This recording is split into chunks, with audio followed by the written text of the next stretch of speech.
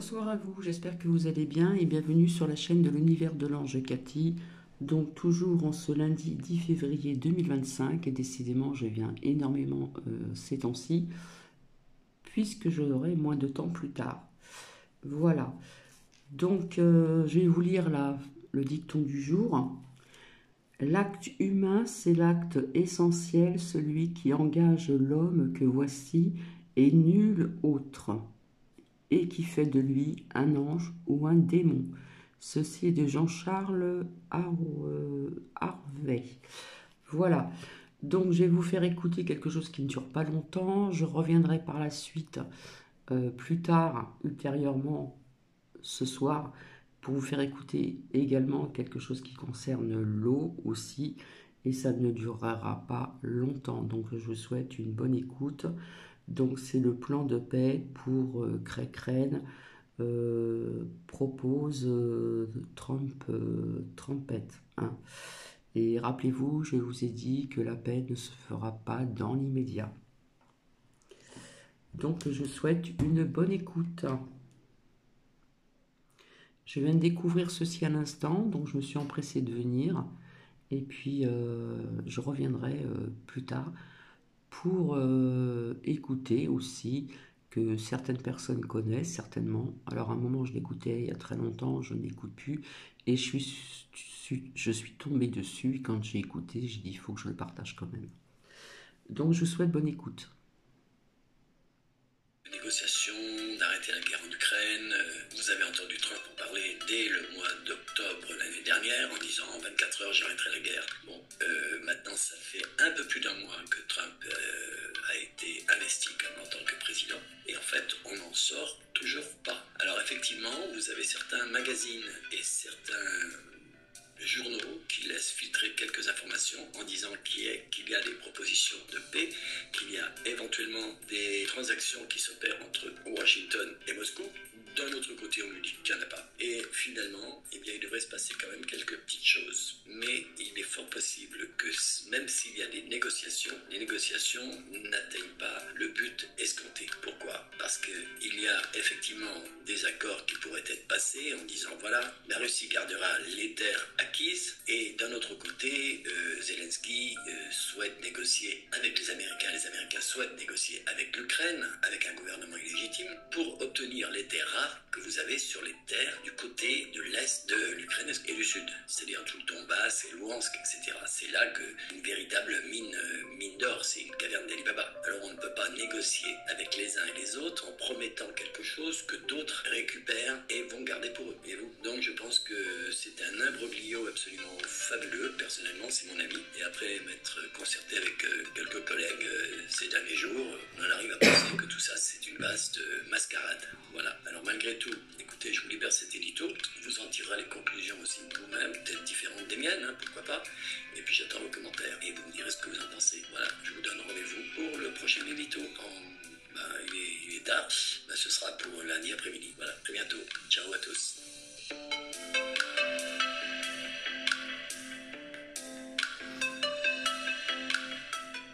Le gouvernement américain, sous le président Donald Trump, dévoilera très vraisemblablement son plan de paix, prévu tant attendu pour l'Ukraine, la semaine prochaine, lors de la conférence sur la sécurité militaire en Allemagne.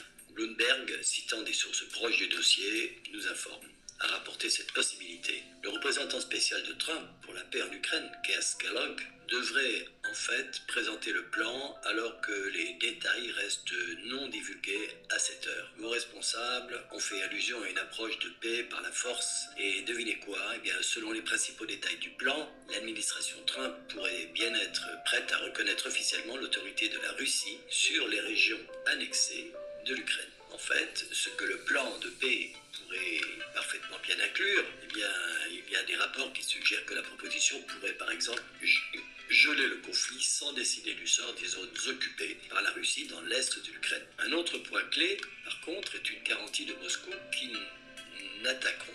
qu'ils n'attaqueront plus jamais l'Ukraine.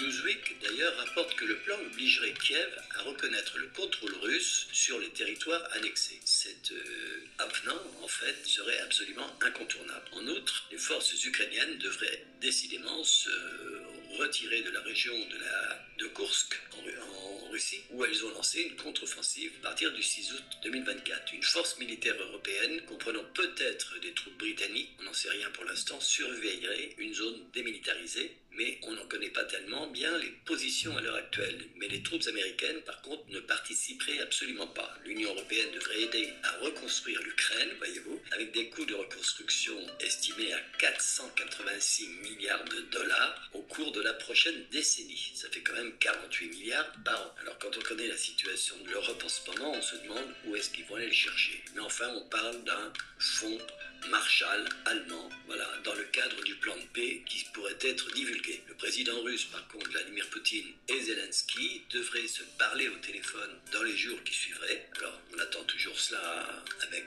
beaucoup d'appréhension compte tenu de la relation entre les deux hommes, surtout suivant les qualificatifs et les adjectifs utilisés par Zelensky à l'égard de Poutine. Voilà. Alors, il devrait y avoir en théorie une réunion en personne fin février, c'est ce qui se dit actuellement, ou début mars. Un cessez-le-feu également serait déclaré le 20 avril et le 9 mai, n'oubliez pas que c'est une fête nationale pour la Russie, et bien les deux parties annonceraient les conditions convenues pour mettre fin à la guerre. Alors pourquoi le 9 mai? Parce que c'est la fête nationale de la victoire de la guerre patriotique pour les Russes. L'Ukraine serait alors invitée à cesser de prolonger la loi martiale, par ailleurs, qui est en application actuellement en Ukraine, et à arrêter la mobilisation militaire. Donc Trump veut également organiser une conférence internationale de paix réunissant les principales nations pour négocier et mettre fin à ce conflit qui aurait coûté la vie, soi-disant, à plus de 45 000 soldats en Ukraine. Vous voyez ça, c'est toujours selon Zelensky. On est loin du compte. Alors Kellogg, lui, qu'est-ce Kellogg avait précédemment indiqué que les États-Unis feraient pression pour des élections en Ukraine une fois que le percée serait réalisé. Le 5 février, il a confirmé qu'il assisterait au sommet en Allemagne.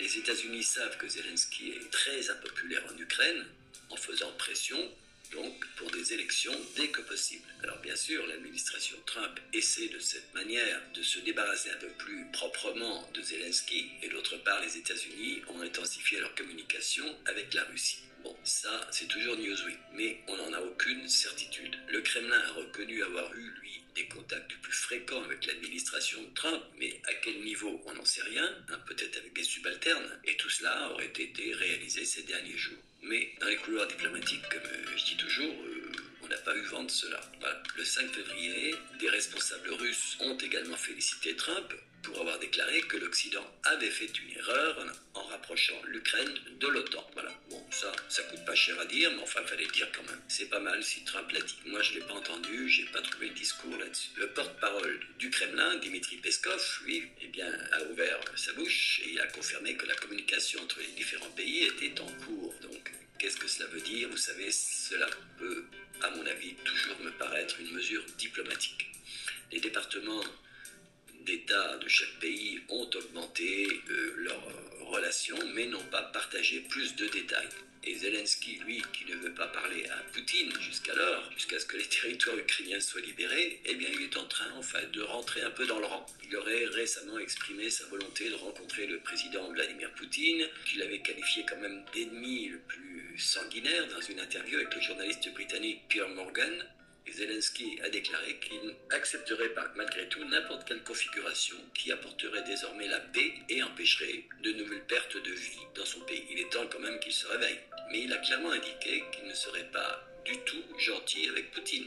Ah, ça c'est un changement majeur dans l'approche de Zelensky. Zelensky est également d'accord avec Trump sur l'idée de partager les grands minéraux terrestres de l'Ukraine avec les États-Unis en échange d'une aide militaire et économique. Voyez-vous, on ne sait pas tellement où ça va, on avance et puis on recule. Parce que tous ces minéraux sont, comme je vous l'ai toujours dit récemment, dans l'est de l'Ukraine. Et on parle de ne pas reprendre les territoires de l'est aux Russes. Donc comment peux-tu promettre quelque chose qui n'est plus ta propriété, voyez-vous? Alors évidemment, il voudrait échanger éventuellement en échange, éventuellement non, en échange d'une aide militaire et économique. Il a déclaré que les discussions à ce sujet ont eu lieu lors de sa visite aux États-Unis en septembre de l'année dernière. Voyez-vous, ça change tout. Ça, c'était avant les élections présidentielles américaines. Alors il semblerait évidemment qu'un plan de paix ait déjà été conclu entre les principaux principales parties prenantes et qu'une simple annonce officielle soit en cours. Mais toutefois, il faut se dire que si cette réunion, ces discussions avaient eu lieu en septembre de l'année dernière, en pleine campagne électorale, alors qu'en fait, Zelensky s'était fait un peu taper sur les doigts pour son encouragement aux démocrates pour vaincre Trump, à l'époque, voyez-vous, on n'est plus tellement dans une situation très sensée, très claire, transparente. Il y a quand même certaines acrimonies à éraser, si je peux m'exprimer ainsi, à effacer, voyez-vous. Voilà, eh bien écoutez, tout cela étant dit, je vous passe petit édito car ça vient de sortir, comme on dit, c'est le moment de le dire, et on verra bien.